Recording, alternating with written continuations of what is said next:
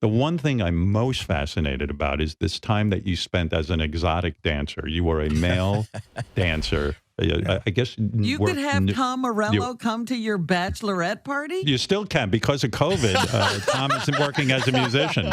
Yeah, he's sitting at home doing only via Zoom now. But I will tell you, rates have gone up considerably.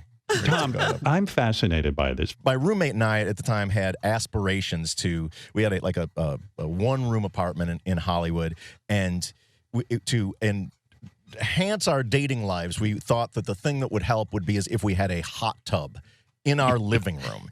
And so we of course couldn't afford a hot tub. It was hot, but we figured out how much money it was going to take to buy this indoor kiddie pool and a water heater and this, that, and the other to sort of simulate a hot tub. And then we worked towards that with this extracurricular activity. Can you imagine poor women walking into your apartment seeing a baby pool in the middle of the... It was maybe not... I mean, look, it might not have been the greatest. It didn't... First of all, having a 3.5-foot tall, 10-foot diameter, 101-degree roommate is a horrible roommate. But you would dance on stage, and would women throw... There wasn't... it was bachelorette parties.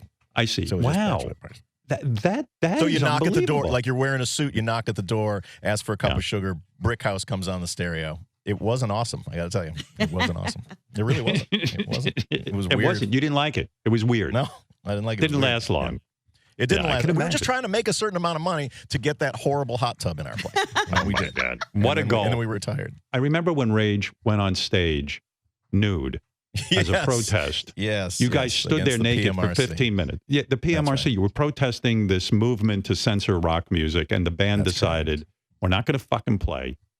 We're going to stand up there naked. Did everyone in the band agree to this because they all, did Rage all have big penises?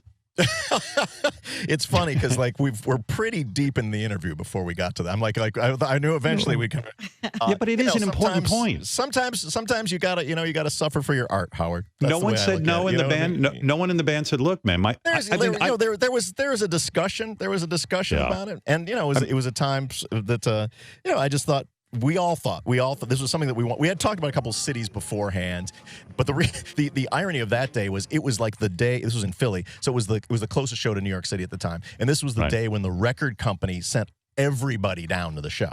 Like, this is Rage Against the hottest new band on Lollapalooza. You're gonna see them in all their glory, and we didn't even play. It was like a 15-minute feedback protest of nudity, and then we left the stage. And I remember talking with one of the record execs afterwards, and he was like, "Thanks a lot for that." I'm like, "Hey, man, you sign a band named Rage Against the Machine, you get Rage Against the Machine." My penis, honestly, is the size of your guitar pick, and I am not going naked. No matter, I am against the PMRC. It doesn't matter what the cause is, Howard. I don't care what there's no cause great enough. There's no cause. There is no cause great enough for me to get naked.